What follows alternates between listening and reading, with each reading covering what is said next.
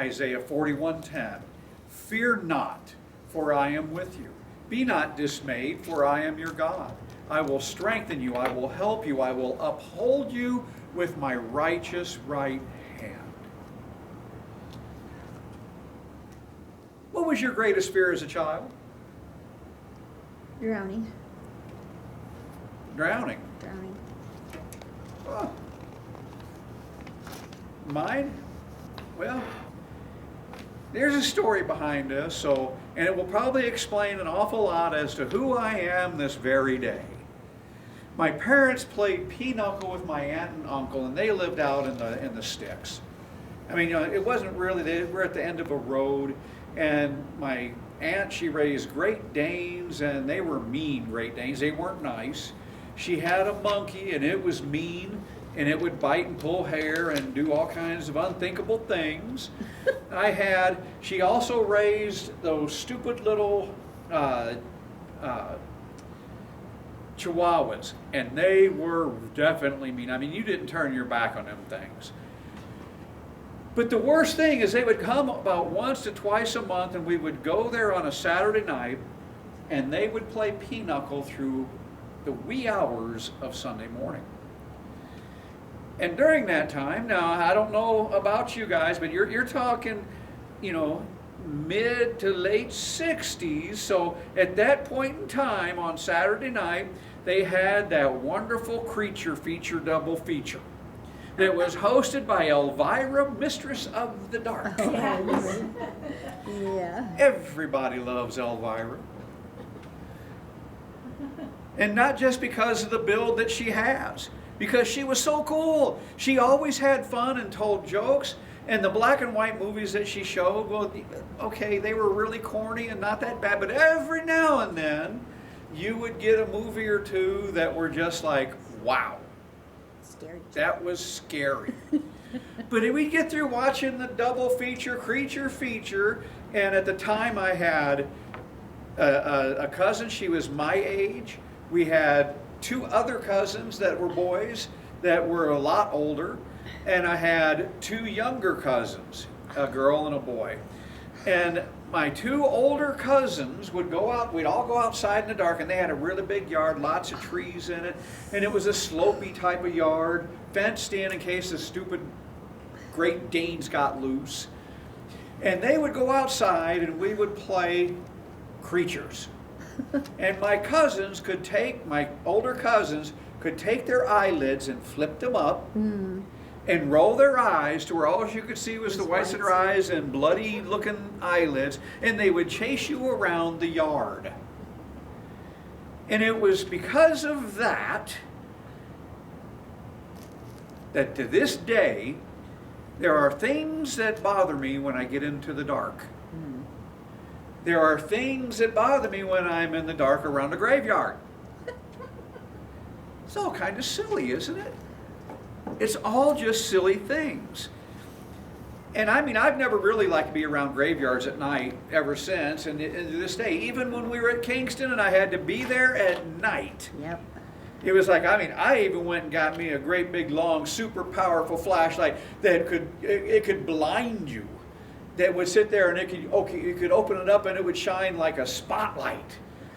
And when we were living there in the trailer and I'd have to walk my dog at night, and even my dog would get by the edge of that graveyard and go, I want to get over here, Dad. Mm-hmm. And it was like, okay, that dog, you're really kind of creeping me out. But these are the things that are really kind of, even to this day, I'm not as comfortable with them as I should be. And there's really no reason to be afraid of these things. Many of the things that we fear have no basis whatsoever in reality.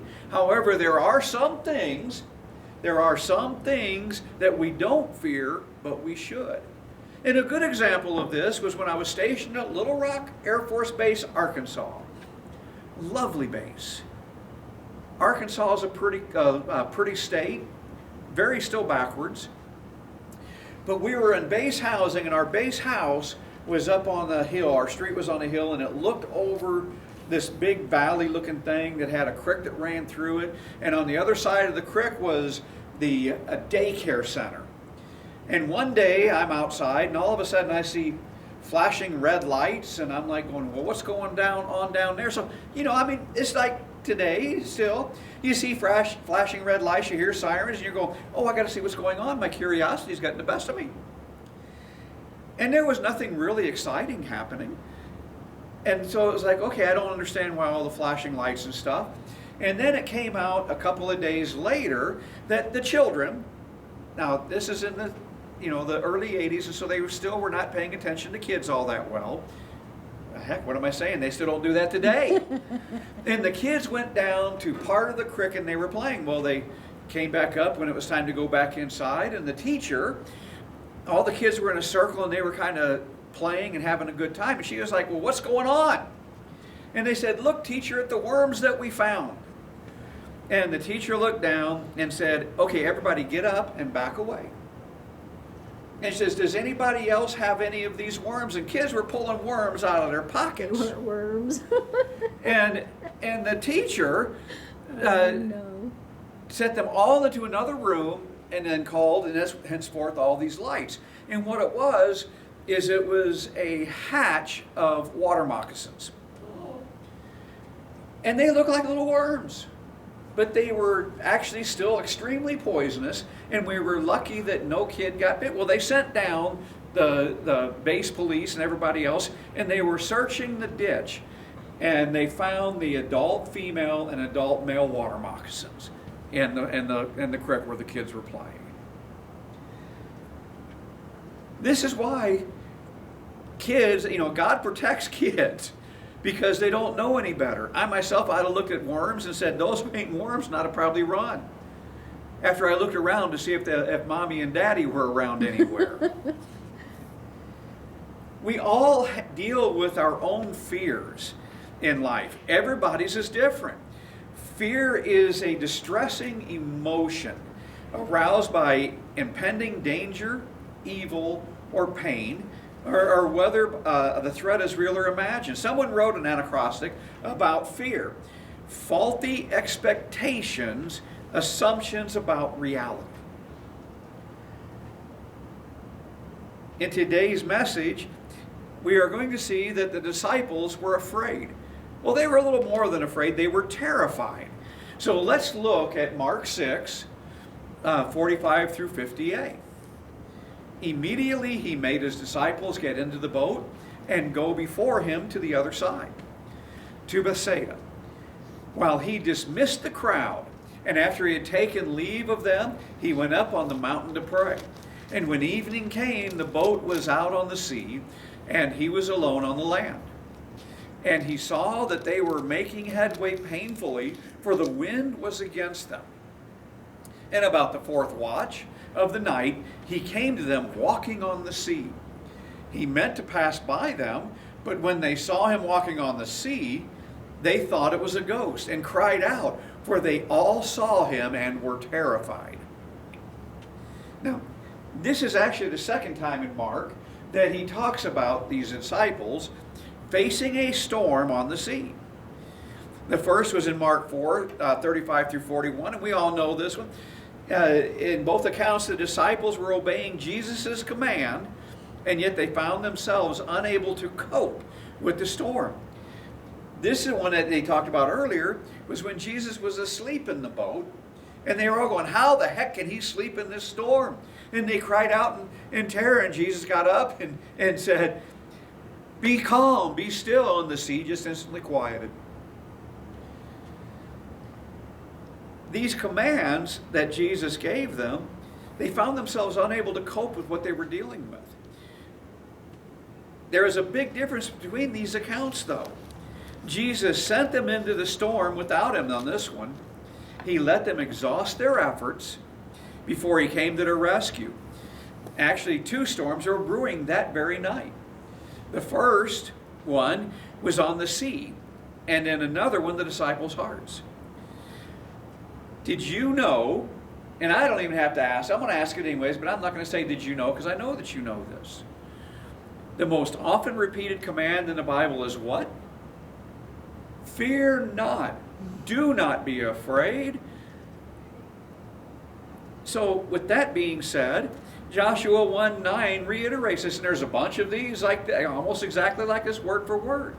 Have I not commanded you to be strong and courageous? Do not be frightened and do not be dismayed, for the Lord your God is with you wherever you go. So what causes fear? What causes it? Believing Satan's lies.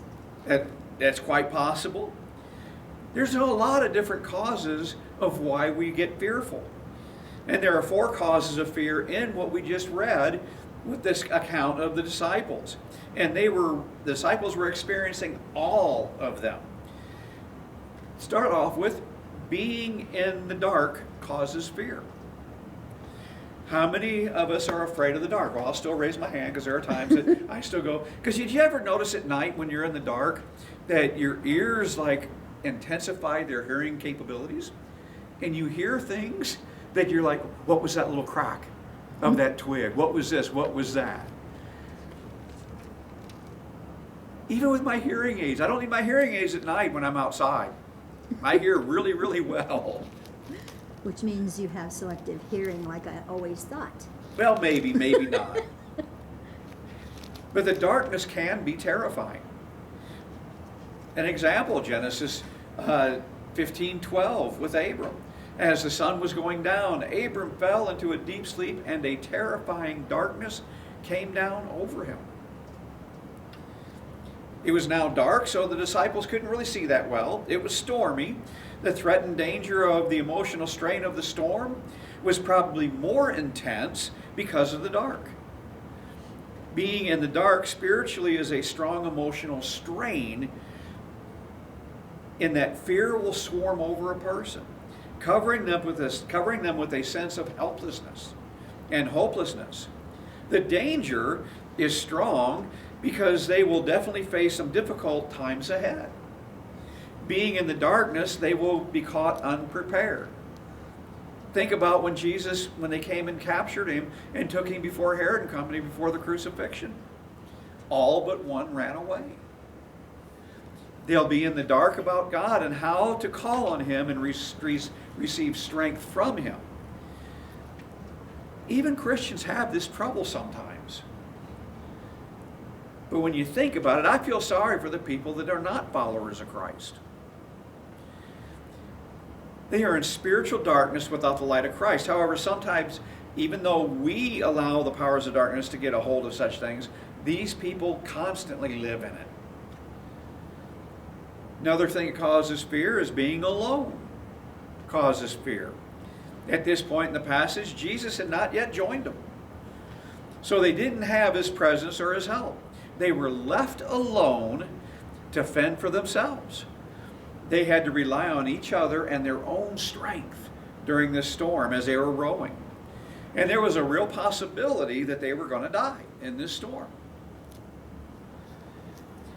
So they had every reason to be afraid. And now these guys were honest men. They were honest men, and they knew deep down inside that their strength was limited and would eventually fail. When you're putting in that situation, you're pulling for all your worth, and you're not getting anywhere, and the storm seems to be intensifying. It's a scary situation. God did not create us in life to be alone. We need others to help combat fear. C.S. Lewis once wrote, "We are born helpless. As soon as we are fully conscious, we discover loneliness. We need others physically, emotionally, intellectually. We need them if we are to know anything, even ourselves." Ecclesiastes 4:9-12. Two are better than one, because they have a good reward for their toil. If they fall, one will lift up his fellow. But woe to him who is alone when he falls and has not another to lift him up. Again, if two lie together, they keep warm. But how can one keep warm alone? And although a man might prevail against one who is alone, two will withstand him. A threefold cord is not quickly broken. Another cause for being fearful is being tired. It causes fear. They thought it was a ghost, and they cried out, for they all saw him and were terrified. The disciples had been struggling against the storm for 6 to 9 hours in heavy seas, and they'd only got about 3 to 4 miles. Now think about that one. 3 to 4 miles is only about halfway across. Note what happens. The disciples saw Jesus approaching the boat, walking on the water, and it scared them to death. I'm sorry, but it probably would have scared me to death too. These guys were physically exhausted and mentally drained from the exertion. They were struggling for survival, and all of a sudden, they see what looked like a ghost walking on the water. All of them saw the figure, every one of them, and they were scared. They might have been thinking that the death angel or a premonition of their death was approaching. When we are tired, our minds are not thinking correctly or logically, and fear can overtake us. Big thing that can cause fear is being in the storms of life. We looked at this a little bit last week, being in that little lovely storm of what they were facing them walls at Jericho. A strong wind and violent storm arose. When they had launched out, it was calm and peaceful. They thought that their journey would be successful with no trouble whatsoever. I mean, after all, Jesus said, get in the boat and go to the other side. They never expected a violent storm, but the winds and clouds, they did come. The terrible storm did strike and threaten their lives. It's the same with the strong, violent storms of life. They strike everyone. You have trials, you have troubles, sickness, death, financial problems, and a host of other storms that you have to face. And they strike everyone. No one is immune from them. I know that some folks in this room today are facing terrible storms, and they're discouraging. They often strike unexpectedly when we are the least prepared. The storms of life can cause a sense of horror and even impending death, and can strike an awful fear within our hearts. Back to the story, Mark 6, 50b through 53. But immediately he spoke to them and said, take heart, it is I. Do not be afraid. And he got into the boat with them, and the wind ceased. And they were utterly astounded, for they did not understand about the loaves, but their hearts were hardened. And when they had crossed over, they came to land at Gennesaret and moored to the shore. Remember that when Jesus came to the disciples walking on the water, they did not recognize him, but thought he was a ghost. So how did they overcome their fear? Well, when he spoke, they recognized him. And we've got to do the same thing. We have to recognize who Jesus really is. The phrase, it is I, in Greek it's ego eimi, meaning I am. Oh, wait a minute. Wow. Jesus said, I am, to the disciples on the boat. Jesus was saying, I am has come. Fear not. He was reminding the disciples who he was. God in the flesh. He had the power, so there was no reason to fear. This was the same message that God gave to Moses at the burning bush. Exodus 3:14. God said to Moses, you know, that's not right. 3:14 is not the right one. I've dropped a number somewhere. God said to Moses, I am who I am. And he said, say this to the people of Israel, I am has sent me to you. That's right. What's that? That's right. In 3:14? Okay. Oh, Exodus. Oh, never mind. I'm thinking Genesis. I think I said Genesis 3:14. No wonder you confused yourself. Yes, I confused myself. All I know is I said 3:14. That's not right. That's during the fall. It was the same message that Jesus used as a defense against the Pharisees. John 8:58. Jesus said to them, truly, truly, I say to you, before Abraham was, I am. Now, there are at least 15 times that Jesus calls himself I am. I am the bread of life. I am from above. I am the light of the world. I am the door. I am the good shepherd. I am the resurrection and life. I am the way, the truth, and life. I am the true vine. I am the Alpha and the Omega. I am the first and the last. So when Jesus said, "It is I," or "I am," the disciples understood, and their fear left. Almost. Almost. Jesus is Jehovah God. Jehovah or Yahweh means Lord. Since Jesus is Lord, he has the power over all creation and can still the raging storm if he so chooses. Psalm 107, 23 through 30. Some went down to the sea in ships, doing business on the great waters. They saw the deeds of the Lord, his wondrous works in the deep. For he commanded and raised the stormy wind, which lifted up the waves of the sea. They mounted up to the heaven. They went down to the depths. Their courage melted away in their evil plight. And they revealed and staggered like drunken men and were at their wits' end. Then they cried to the Lord in their trouble, and he delivered them from their distress. He made the storm be still, and the waves of the sea were hushed. Then they were glad that the waters were quiet, and he brought them to their desired haven. A Methodist, a Presbyterian, and Baptist preacher all went out fishing one day. The Methodist pastor got out there and he forgot his worms. He goes, "Oh my gosh, I forgot my worms, they're on shore." So he got out of the boat and walked to shore, got his worms, and walked back. The Baptist preacher was like, "Oh my gosh, oh, I can't believe it. What great faith you had. That's just so amazing to me. I've got great faith too." The Presbyterian pastor reached down and said, "Oh my gosh, I forgot my lunch." And he got out of the boat and walked across the water. Got his lunch and walked back. The Baptist preacher's just falling all over himself. "Oh my gosh, you guys are so amazing. I'm standing in the presence of greatness, of men of great faith. I've got great faith too. I'm going to walk on the water." And he stood up and he stepped out of the boat and sank to the bottom. He came up half drowned, splashed, and got back in the boat and said, "Nope, I know that I can do this. I have great faith. I can walk on." Stepped out right back to the bottom.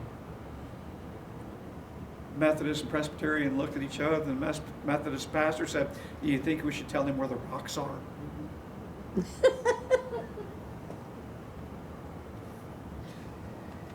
Why is this silly little joke important at this moment in time?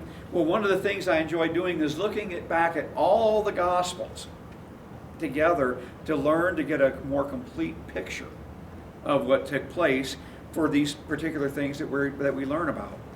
In Matthew's version, we learn about Peter getting out of the boat to walk to Jesus. Matthew 14, 28 through 31. And Peter answered him, "Lord, if it is you, command me to come to you on the water." He said, "Come." So Peter got out of the boat and walked on the water and came to Jesus. But when he saw the wind, he was afraid, and beginning to sink, he cried out, "Lord, save me." And Jesus immediately reached out his hand and took hold of him, saying to him, "Oh, you of little faith, why did you doubt?" And in John 6:21, then they were glad to take him into the boat, and immediately the boat was at the land to which they were going. Now remember, they'd only been able out to 3 to 4 miles in the sea. And as soon as Jesus got in the boat, they were on the other side. In both these cases, Jesus let them struggle before he rescues them. Why? Why would he let them struggle?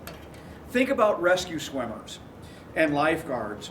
A lot of times when a person is in the water and they're drowning, they don't go in immediately. They don't get in the water immediately. They wait until the person wears themselves out to save themselves. Then it is safe to go in and rescue them. In a similar fashion, our endeavors to save ourselves from the storms of life, they leave us flailing in an ocean of fear. When we finally realize that we cannot save ourselves, then we will call out to God, "Save me." And what does he do? He comes and saves you. Mm-hmm. He stills the storm of life and calms your fears. He answers us in times of trouble. Yep. He will not abandon us in the storm. He just won't if we ask for his help. Who's in control of your life? Who's piloting your boat? Are you at the helm, or is God?